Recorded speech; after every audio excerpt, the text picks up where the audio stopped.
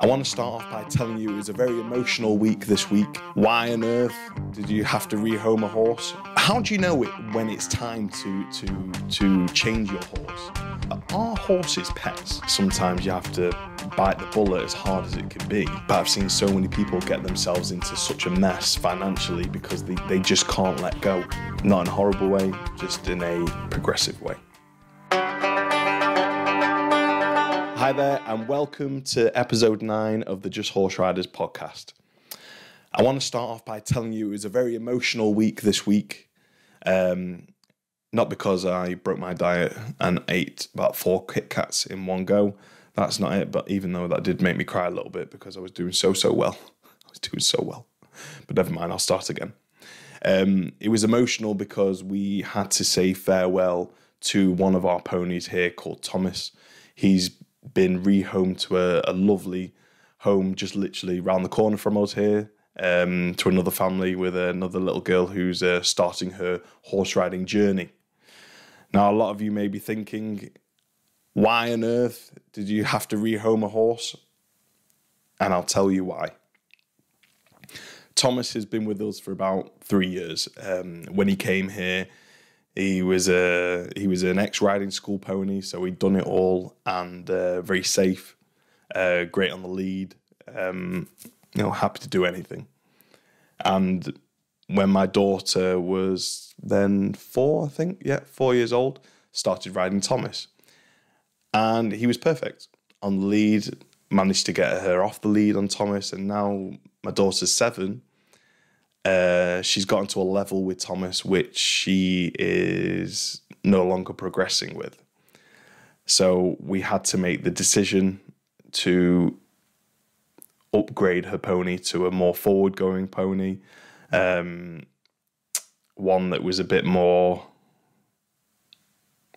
how do I put it, not as lazy. Thomas was a very lazy horse, but he's very safe. So it's a very hard combination to get a safe horse and a very forward-going horse. So, but Thomas has taught my daughter to learn how to control, how to steer, how to canter, how to trot, and she's ready for that next level. But yeah, it got me thinking, well, how do you know it when it's time to change your horse? And I think you should be making changes, not just with horse riding, but with anything, when things become easy. You know, you're not being challenged in what you're doing, and you can apply that to anything.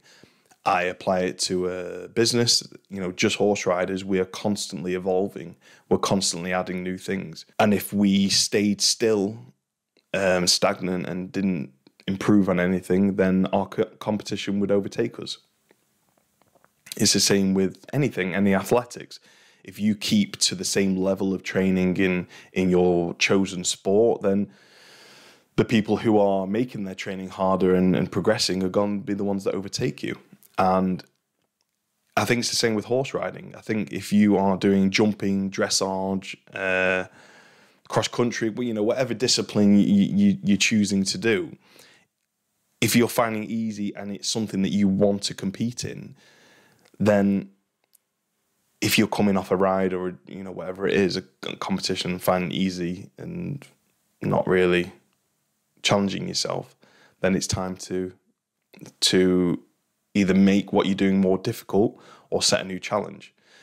Now, in a lot of cases, and exactly like this one that we find ourselves in our family, is that the pony or the horse isn't up to the new challenge.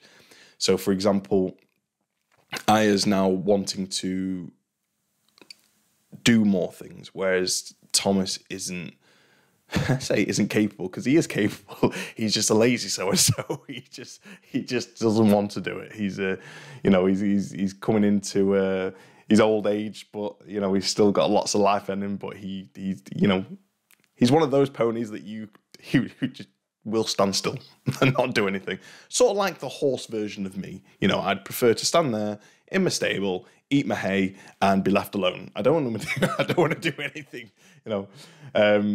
So that's why we've had to rehome Thomas. So after the weekend, my daughter was incredibly emotional, and as we all were, you know, saying goodbye to Thomas. He's been in our family for 3 years now, and he's a great pony. You know, he never did anything wrong.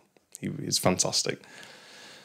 So we got a new horse called Willow, who is a 6-year-old grey mare, and she's incredibly, she's more forward going. She likes to be at the front and the lead, and by the looks of it, will want to do the things that Aya wants to do more than Thomas would have. But then it moved me on to another thing as well. You know, it was so emotional rehoming Thomas.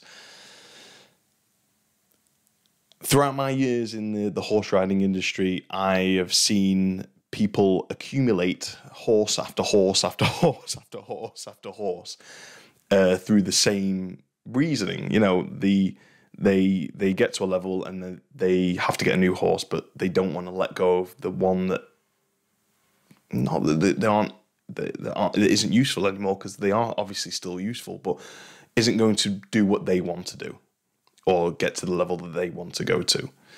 So they accumulate all these horses, and it started making me think, well, are horses pets? Are they pets? You know, my dogs are pets, but they have no real use other than, you know, love and whatnot. You know, we have a cat, you know, again, no real use other than a bit of love, a bit of cuddling on the couch at the end of the day. You know, we've got chickens, no real love, but we get eggs. You know, and they have a great time roaming about the place. So with horses, are they pets?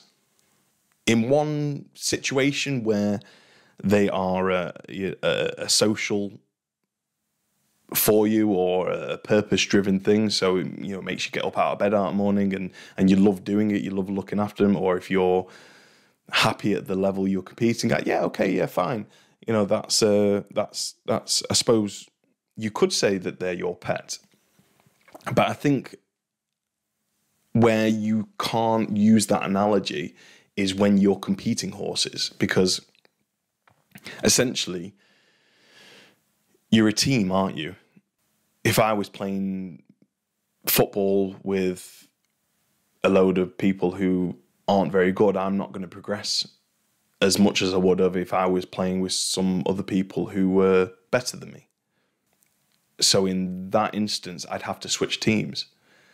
And I think it's the same with horse riding. I think if you have a team of you and your horse, but unfortunately your horse isn't going to get you to the level that you want to, then unfortunately you'd have to then change out that team member. And I understand it's a lot more emotional than just doing that, because the way I just said it is quite a logical and just a heartless way to do it. In a logical side, if a horse isn't doing what you want it to do, i.e. competing wise, then yeah, unfortunately, then the logical thing to do is to rehome them.